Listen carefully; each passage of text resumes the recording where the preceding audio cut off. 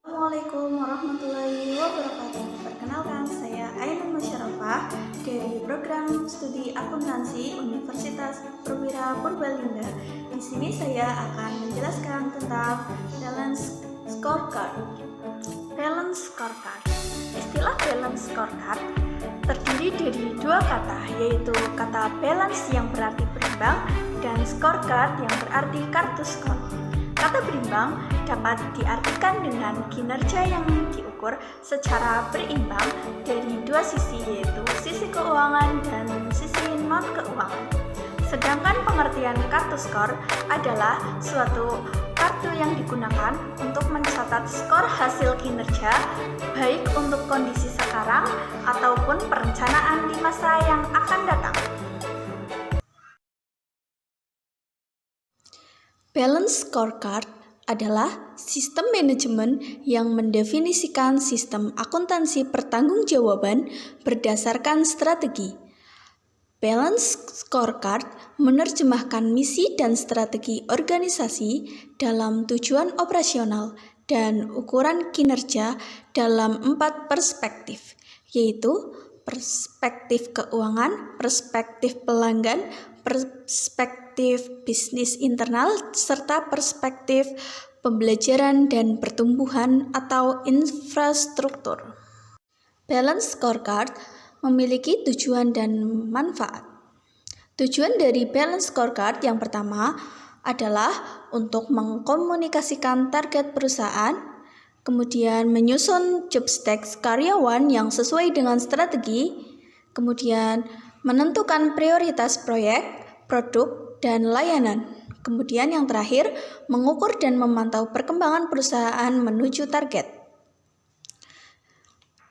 Kemudian manfaat dari balance scorecard adalah menjelaskan visi organisasi, menyelaraskan organisasi untuk mencapai visi, kemudian mengintegrasikan perencanaan strategis dan alokasi sumber daya, dan yang terakhir meningkatkan efektivitas manajemen dengan menyediakan informasi yang tepat untuk mengarahkan perubahan. Kemudian ada peranan ukuran kinerja. Terdapat 8 ukuran kinerja. Yang pertama, ukuran lag, yaitu output, ukuran hasil dari usaha di masa lalu. Kemudian ada ukuran lead, faktor yang menggerakkan kerja masa depan. Kemudian ada ukuran objektif, yaitu ukuran yang langsung bisa dihitung dan diverifikasi. Kemudian ada ukuran subjektif. Ukuran subjektif lebih sulit dihitung dan bersifat praduga. Kemudian ada ukuran keuangan. Ukuran keuangan yaitu ukuran yang dinyatakan dalam istilah moneter. Kemudian ada ukuran non-keuangan. Ukuran non-keuangan menggunakan unit non-moneter. Kemudian ada ukuran eksternal. Ukuran eksternal berkaitan dengan pelanggan dan pemegang saham. Kemudian yang terakhir ada ukuran internal, yaitu ukuran yang berkaitan dengan proses dan kemampuan yang menciptakan nilai bagi pelanggan dan pemegang saham. Ukuran kinerja dalam 4 perspektif, yaitu perspektif keuangan, perspektif pelanggan, perspektif bisnis internal, serta perspektif pembelajaran dan pertumbuhan atau infrastruktur. Perspektif keuangan dibagi menjadi 3, yaitu yang pertama, pertumbuhan pendapatan. Beberapa kemungkinan tujuan berhubungan dengan pertumbuhan pendapatan. Kemungkinan diantaranya meningkatkan jumlah produk baru, menciptakan aplikasi baru bagi produk yang sudah ada, mengembangkan pelanggan dan pasar baru, serta pengadopsian strategi penetapan harga baru. Setelah produk operasional diketahui, ukuran kerja dapat dirancang. Kemudian yang kedua, ada penurunan biaya. Penurunan biaya per unit produk, per pelanggan, atau per jalur distribusi adalah contoh tujuan penurunan biaya. Ukuran yang tepat sudah jelas. Biaya per unit dari objek biaya tertentu, tren dalam ukuran ini akan menyatakan apakah biaya berkurang atau tidak. Untuk tujuan ini, keakuratan pembebanan biaya berperan penting. Kemudian yang ketiga, ada penggunaan aset. Perbaikan pemanfaatan aset adalah tujuan utama. Ukuran keuangan seperti laba atas investasi dan nilai tambah ekonomi yang digunakan. Yang kedua, ada perspektif pelanggan. Perspektif pelanggan adalah sumber komponen pendapatan dari tujuan keuangan. Perspektif ini mendefinisikan dan memilih pelanggan dan segmen pasar di mana perusahaan memutuskan untuk bersaing.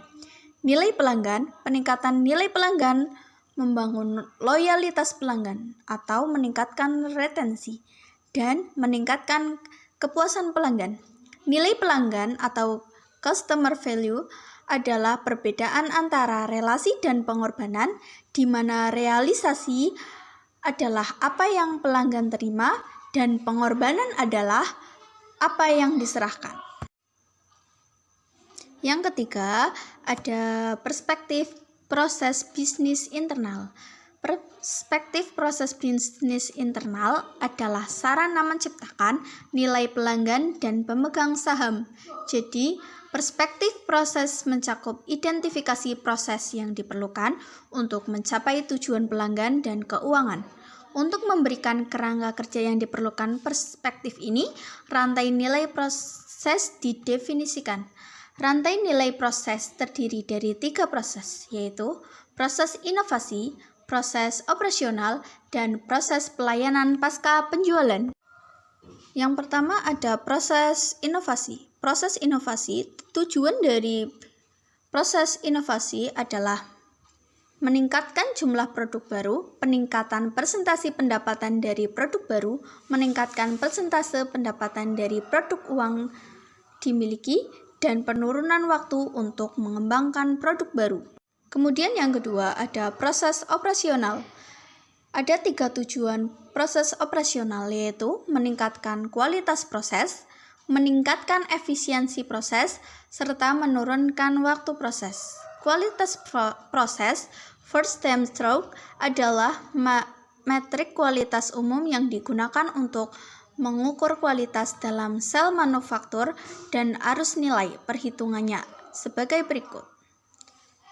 First time through sama dengan total unit yang diproses dikurangi ditolak dan dikerjakan ulang, kemudian dibagi dengan total unit yang diproses.